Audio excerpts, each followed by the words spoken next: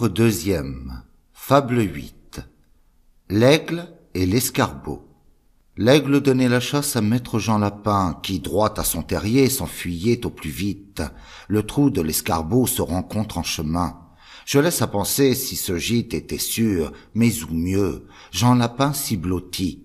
L'aigle fondant sur lui, nonobstant cet asile, l'escarbot intercède et dit « Princesse des oiseaux, il vous est fort facile d'enlever malgré moi ce pauvre malheureux, mais ne me faites pas cet affront, je vous prie, et puisque Jean Lapin vous demande la vie, donnez-la lui de grâce, ou l'ôtez à tous deux, c'est mon voisin, c'est mon compère. » L'oiseau de Jupiter, sans répondre un seul mot, choque de l'aile l'escarbot, l'étourdit, l'oblige à se taire, enlève Jean Lapin.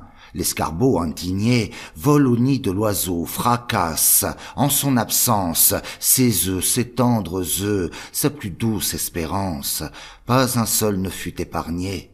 L'aigle étant de retour, et voyant ce ménage, remplit le ciel de cris, et pour comble de rage, ne sait sur qui venger le tort qu'elle a souffert. Elle gémit en vain, sa plainte au vent se perd. Il fallut pour 7 ans vivre en mer affligée. L'an suivant, elle mit son nid en lieu plus haut. L'escarbot prend son temps, fait faire aux œufs le sot. La mort de Jean Lapin de Rechef est vengée. Ce second deuil fut tel que l'écho de ces bois n'endormit de plus de 6 mois. L'oiseau qui porte Ganymède, du monarque des dieux enfin pleure l'aide, dépose en son giron ses œufs, et croit qu'en paix ils seront dans ce lieu. Que pour ses intérêts, Jupiter se verra contraint de les défendre, hardi qui les irait la prendre. Aussi ne les y prit-on pas.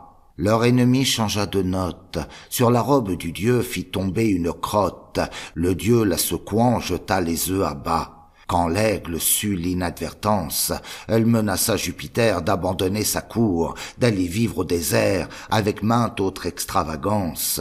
Le pauvre Jupiter se tut. Devant son tribunal, l'escarbot comparut, fit sa plainte et conta l'affaire. On fit entendre à l'aigle enfin qu'elle avait tort. Mais les deux ennemis ne voulant point d'accord, le monarque des dieux s'avisa, pour bien faire, de transporter le temps où l'aigle fait l'amour en une autre saison, quand la race escarbotte est en quartier l'hiver, et comme la marmotte se cache et ne voit point le jour.